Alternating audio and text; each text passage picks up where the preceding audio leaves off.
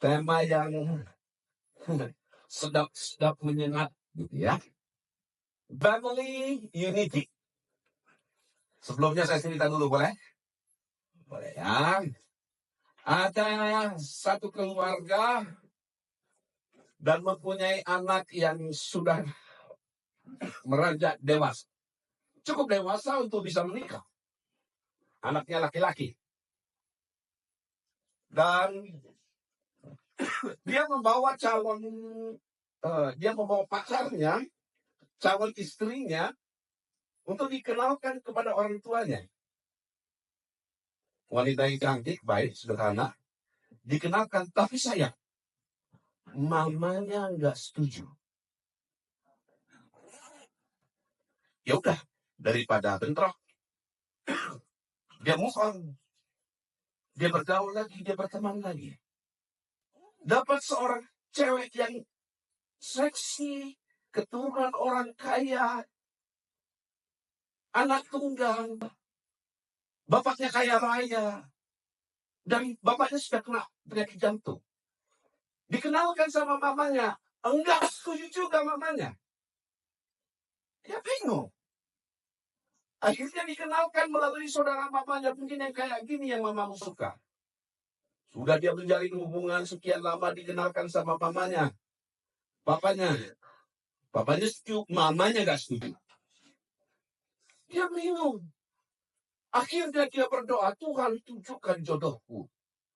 Karena waktu sudah mepet. Gitu ya. Singkat cerita, dia berjalan, tiba-tiba di jalan. Dia lihat cewek. Percis mamanya waktu muda. Tinggi badannya, putih kulitnya, jenis rambutnya. Dan waktu agak diajak ngobrol, nada bicaranya percis kayak mamanya.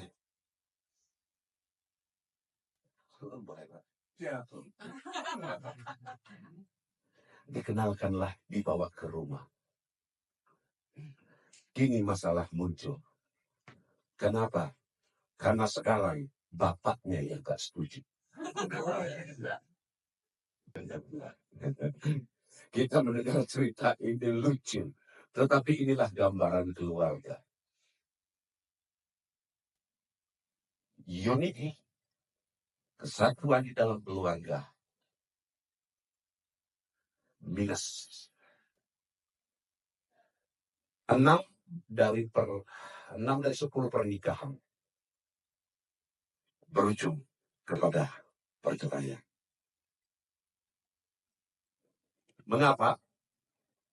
Karena unity sudah tidak ada. Untuk bintang filmnya lagi di foto.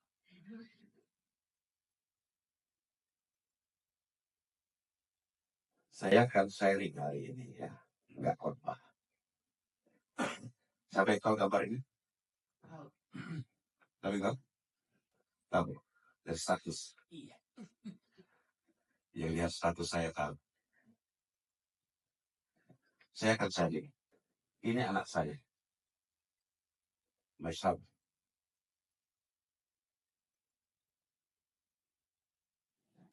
My lovely son. Sejak kecil kami berjuang bersama-sama. Karena waktu melahirkan mamanya baby blues. Googling aja nanti baby blues apa ya.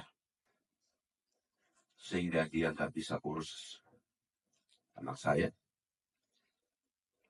Dan saya harus turun tangan.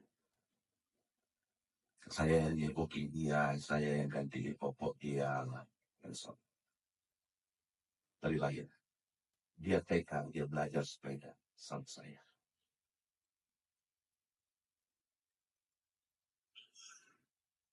Banyak masa-masa sulit, masa-masa senang kami jalani bersama-sama.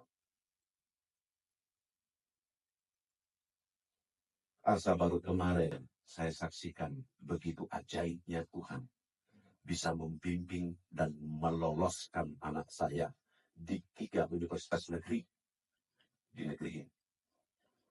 Dia lulus di IPS, dia lulus di Unpad, dia lulus di ITB. Kira-kira di mana ya? ITB. Dan kemarin dia sudah selesai. Sewaktu saya bertanya ketika di taman SMA, Tuhan, di manakah anakku akan kuliah? Itu masa pandemi. Masa pandemi itu, saya jujur aja, kami makan itu dikasih orang. Dikirim sembako ke rumah saya. Anak lulus SMA, mau kuliah. Duitnya kagak ada. Tapi saya pastikan, sampai hari ini, saya tidak berhutang. Anak saya lunas SPP-nya. Dan sudah lulus kuliah. Oke. Anak saya ganteng. Tapi saya sudah ada calonnya. Oke. Dan calonnya itu, saya setuju. Enggak kayak cerita tadi. Ya, ibunya setuju juga. Oke, saya hanya sekedar sharing.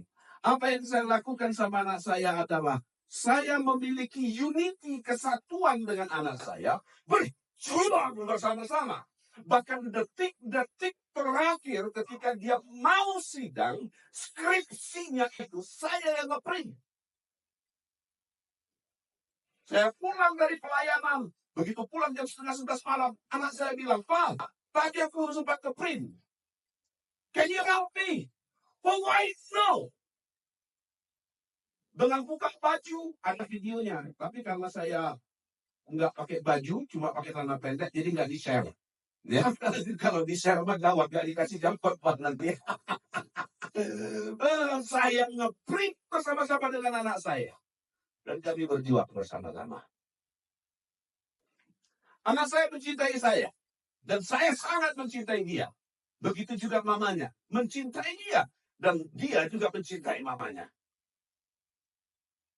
Bukankah itu indah?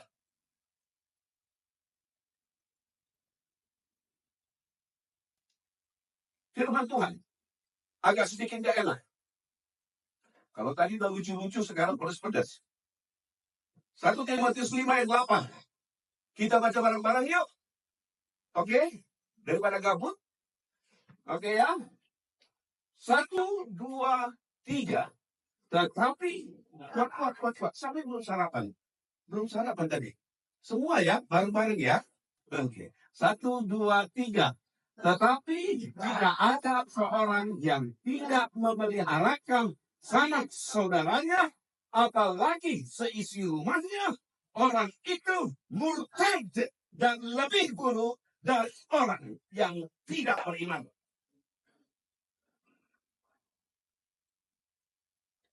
Jangan bangga kalau kau ke gereja, tapi kau nggak memelihara seisi rumahnya. That useless. Percuma. Apalagi kegagalan pelayanan. Ini firman Tuhan. 1 Timotius 5 ayat 8 yang ditulis oleh Rasul Paulus dengan ilham Roh Kudus, ditulis kepada Timotius, anak muridnya. Ini bukan 1 Nehemia 5 ayat 8. No, ini 1 Timotius 5 ayat 8. Kalau kita tidak memeliharakan saudara kita, bahkan seisi rumah, firman Tuhan berkata, dia lebih jahat daripada orang yang beriman.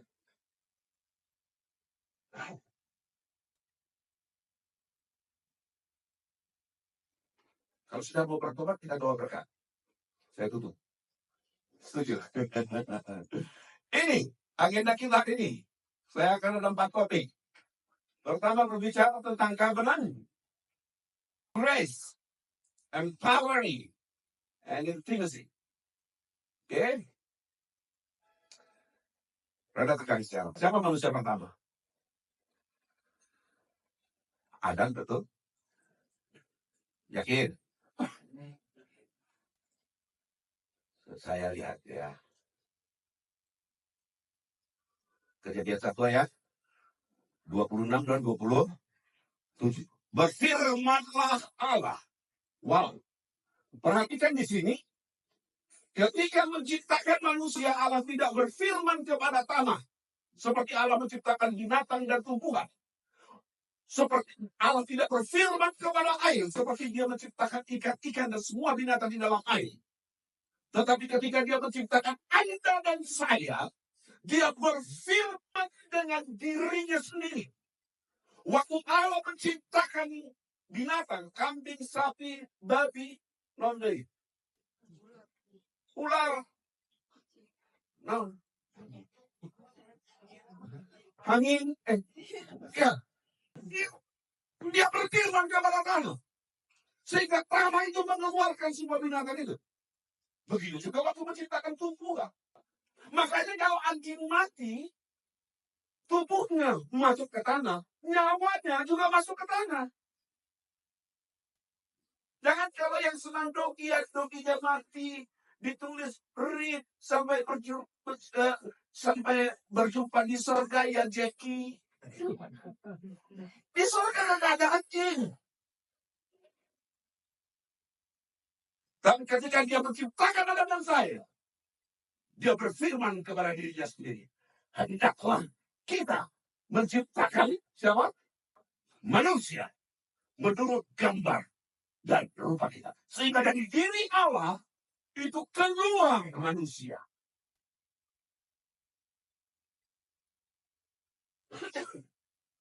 Menjadikan manusia menurut gambar dan rupa kita. Supaya mereka berkuasa atas ikan-ikan di laut dan di burung-burung di udara, dan di atas ternak dan atas segala seluruh bumi. Dan atas segala binatang yang melata yang merayap di bumi. Kita baca ayat berikutnya.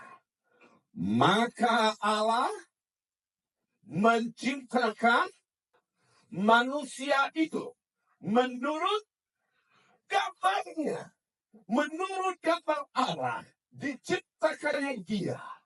Siapa? Laki-laki dan perempuan, diciptakannya mereka. Bagaimana kabarnya, wujudnya? Roh. Karena Allah itu roh. Kan diciptakan menurut gambar dan rupa Allah. Karena Allah itu roh, Allah kita itu bukan satu zat yang gak kita kenal. Bukan. Dia roh. Makanya manusia yang diciptakan pertama kali berbentuk roh. Barulah di Kejadian 2 ayat 7, dari Kejadian 1 ke Kejadian 2 itu sudah mungkin terjadi ribuan tahun. Baru lagi Kejadian 2 ayat 6. 2 ayat 7. Tuhan menciptakan manusia itu wadahnya dari debu tanah. Dan manusia yang coba dalam bahasa Inggris ini. Kejadian 1 ayat 27 ada lagi. Aku lihat wajahnya di sini wajah-wajah yang wajah-wajah bahasa Inggris semua kan. Yang kayaknya dulu waktu kelas bahasa Inggris masih kelas, nggak cuma sampai di pintu gerbang. Ya, oke. Ini keren ini ya. Apa di sini ditulis? So God created. Create dengan frasa inti di belakangnya, artinya itu bentuk past tense. Bentuk yang sudah terjadi sebelumnya. So God created man in his own image. Dalam gambar Allah. In the image. Sekali lagi. In the image of God. 2 kali kata image diulang. God created him. Siapa? Man and female. Created he. Udah terjadi? Sudah. Sudah tercipta manusia? Sudah. Yaitu laki-laki dan perempuan. Dari sini kita melihat bahwa sebetulnya manusia itu adalah spiritual being in a flesh. Makhluk roh yang berdiam di dalam daging. Sehingga kalau tumbuhan itu dari tanah, dia diangkat dari tanah, dia akan mati. Ikan keluar dari air, dia maksimal jadi gurami asam manis. Betul? Babi, kalau dia keluar dari tanah, maksimal dia jadi babi hong. Atau jadi saksang kalau kita orang barat. Betul? Manusia, kalau keluar dari Allah, dia akan mati. Upah dosa adalah hati maut, itu terpisah dari Allah. Oke, balik ke poin. Jadi, kalau demikian, kita melihat siapa manusia pertama? Siapa manusia pertama? Laki-laki dan perempuan yang nanti namanya Adam dan Hawa. Sekarang pertanyaannya, mengapa Allah cuma ciptakan dua? Bisakah pada waktu itu Allah langsung menciptakan 6 miliar manusia seperti sekarang? Bisa. Orang dia maha kuasa. Dia mau menciptakan ibu Yuni 6 biji juga bisa sekaligus. 6 orang, 6 biji. 6 biji emangnya gua kacang ini, kata dia kan. Ya. Mengapa Allah tidak menciptakan 6 miliar manusia dan hanya menciptakan laki-laki dan perempuan? Alasannya sederhana. Kira-kira apa? Keturunan, keren bu. Kira-kira cuy. Proses keturunan. Yang menikah ini keturunan aja, kayaknya sudah tahu buat keturunan. Sudah menikah. Kira-kira apa? Sama keturunan kabeh. Desain Tuhan. Catat, kalau yang daya ingatnya lemot, catat. Ada grand design Tuhan untuk umat manusia, yaitu civilization based on your family. Peradaban manusia yang besar ini harus dimulai dari rumah tangga. Kalau rumah tanggamu gagal, pekerjaanmu pasti akan gagal. Kalau rumah tanggamu isinya berantem, ada datang ke gereja, ada cenderung berantem. Makanya banyak berantem, konflik di gereja. Karena kenapa? Karena diproduce dari keluarga yang sering konflik.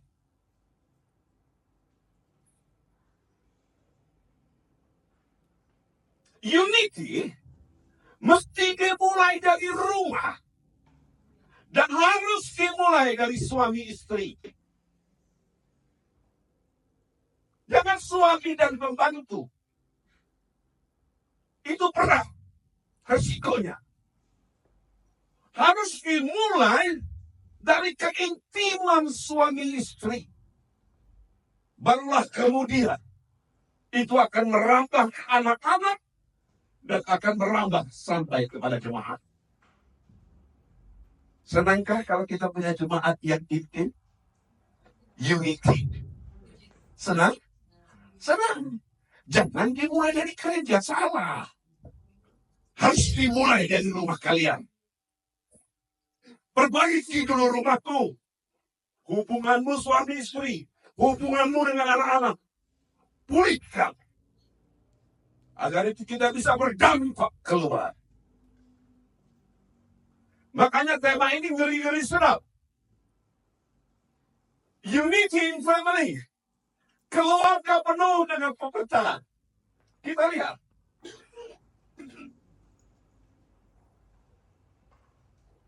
Oke. Pertama, covenant. Covenant itu adalah hubungan yang diikat dengan penumpahan darah. Covenant itu tidak bisa dibatalkan oleh sepihak. Covenant itu satu perjanjian yang bersifat kekal. Pernikahan bersifat kekal. Makanya Diperlukan pertama, keluarga tepat untuk mencintai dan dicintai. Karena manusia diciptakan serupa dan segambar dengan Allah. Dan firman Tuhan berkata bahwa Allah itu adalah kasih, maka natur kasih itu ada dalam diri manusia. Setiap kita mampu mengasihi.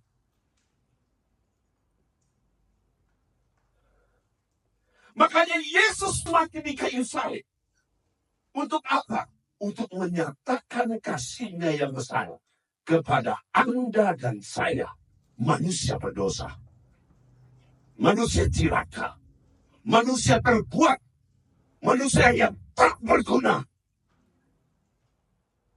najis, menjijikkan kita.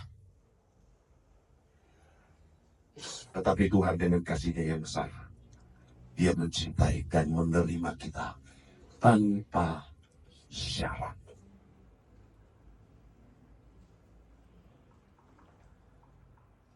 Wow, bagi suami istri di sini, terima suamimu, terima istrimu tanpa syarat. Saya nggak kasih syarat apapun kepada istri saya.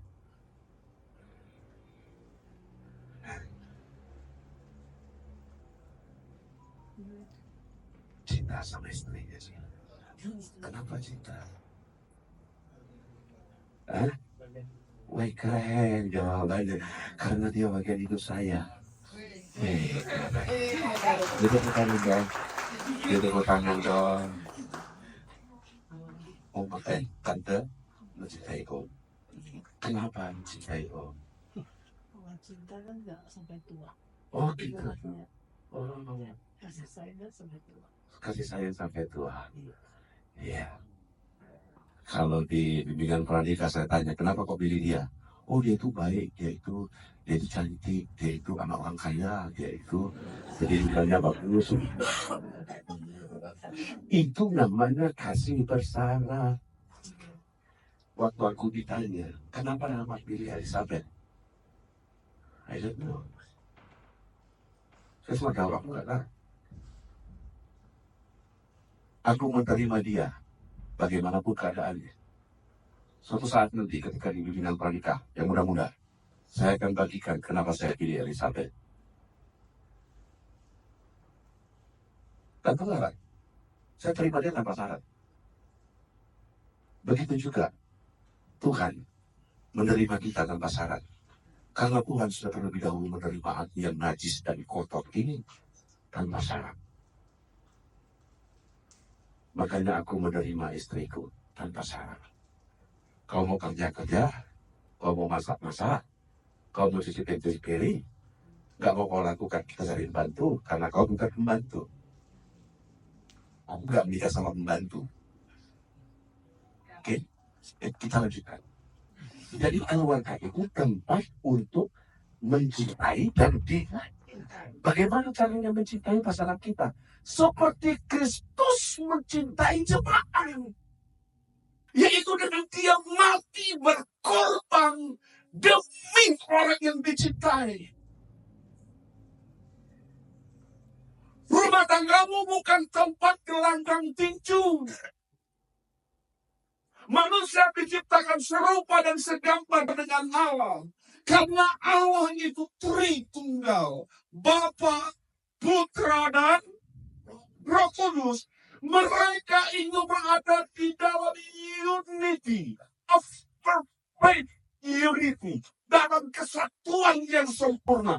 Roh Kudus mengasihi Bapa, Roh Kudus mengasihi Yesus, Yesus mengasihi Roh Kudus, Yesus mengasihi Bapa, Bapa mengasihi Roh Kudus, Bapa mengasihi Yesus. Tidak pernah kita baca di Alkitab, maka Yesus pundung dengan Roh Kudus. Gak pernah. Kesatuan inilah yang Tuhan inginkan terjadi di jemaat Tuhan. Tetapi Tuhan harus mulainya di dalam rumah tangga. training ground kita dalam rumah tangga. Latih dulu di rumah tangga.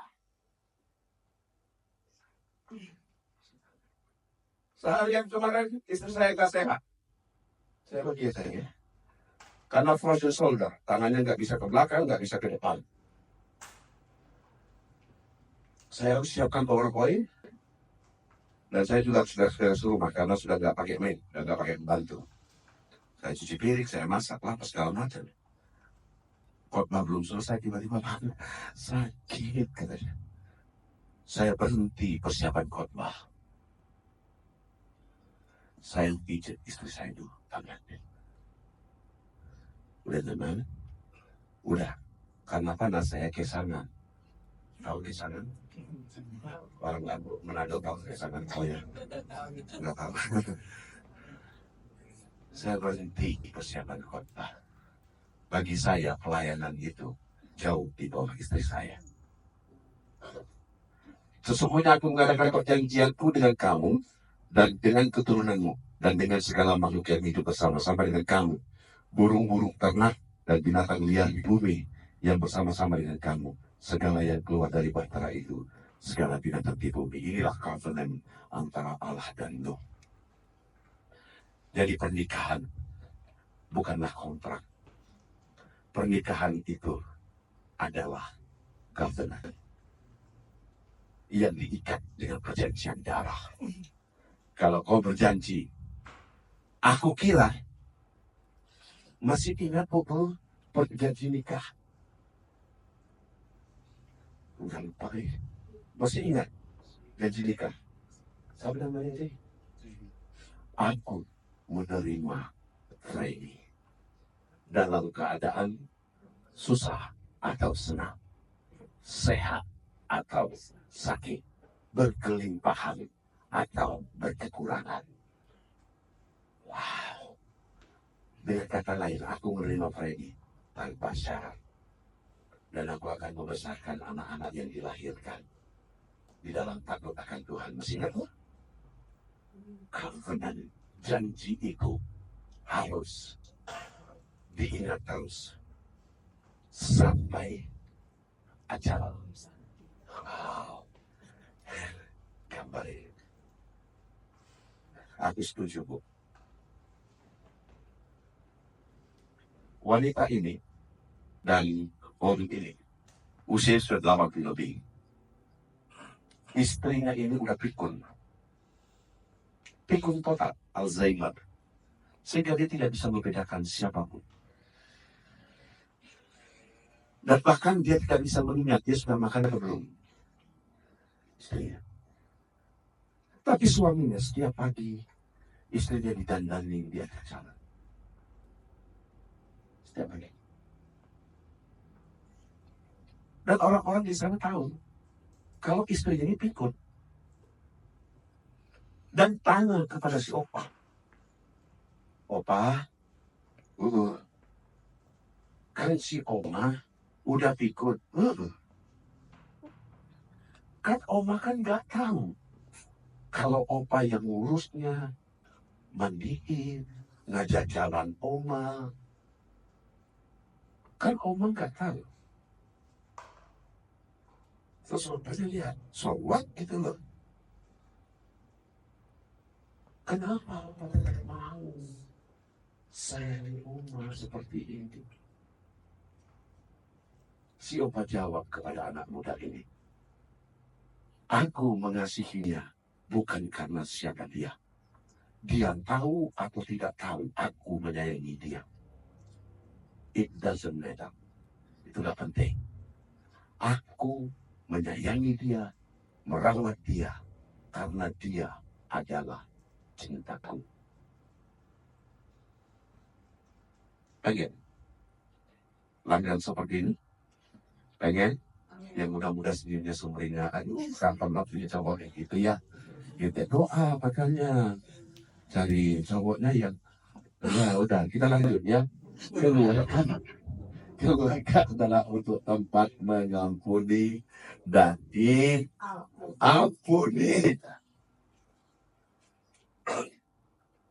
Siapa di sini yang tidak berdosa. Nggak ada. Nggak ada. Yakin? Yakin semua berdosa? Yakin? Pengen diampuni Tuhan nggak? Pengen? Tapi kau tidak akan pernah diampuni oleh Tuhan kalau kau tidak mengampuni pasanganmu, tidak mengampuni orang tuamu, tidak mengampuni anak-anakmu. Yesus mati di kayu salib. Yes, benar. Yesus menanggung seluruh dosa kita. Yes, benar. Tapi kalau kau tidak mengampuni sesamamu, maka dosamu tidak akan diampuni.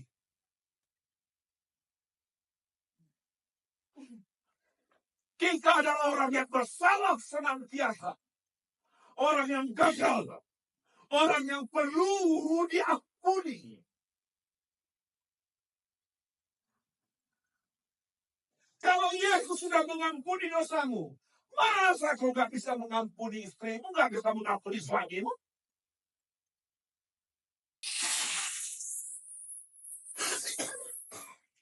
Kau tidak bisa mengampuni anakmu. Kau tetap sakit hati kepada orang tuamu.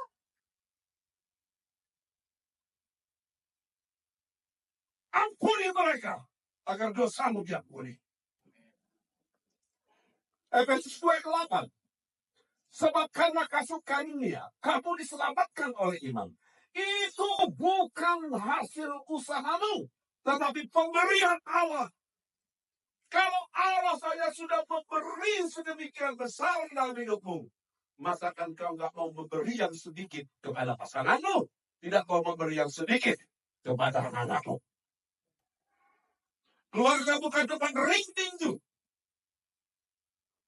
Tapi keluarga adalah tempat kita untuk saling mengampuni.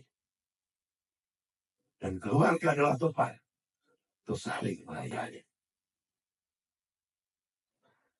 Saya nggak sungkan-sungkan kalau harus membuat istri saya makanan. Nggak sungkan-sungkan untuk buat dia teh. Dilayani dan melayani. Layani pasanganmu selagi kau bersama-sama. Layani anak-anakmu. Dan yang berikutnya, apa yang saya lakukan dengan anak saya adalah keluarga adalah tempat untuk memahami dan dipahami. Kita bukan menikah malaikat, tetapi kita menikah dengan manusia yang terbatas. Fahami pasanganmu, minta tuntunan Roh Kudus, dan saya percaya unity itu akan terjadi. Thank you, and God bless you and your family.